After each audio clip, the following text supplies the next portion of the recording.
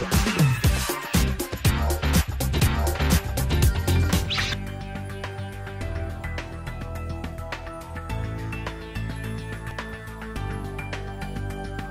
Saunders industrial diaphragm valve top entry design allows for easy actuation retrofitting and cost-effective maintenance.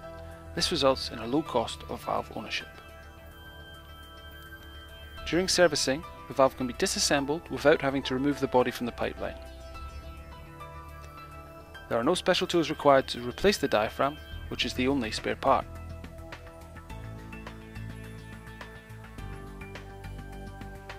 The valve can then be rebuilt, ready for a new round of trouble-free operation in a very short window of downtime.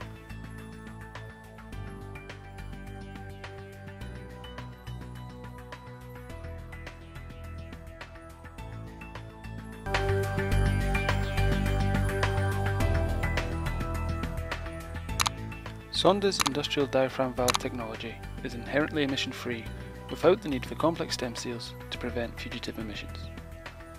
The diaphragm forms a natural seal between the operating mechanism and process fluid, which negates the need for the additional glands and stem packing associated with other valve types including ball, butterfly, gate, and plug valves.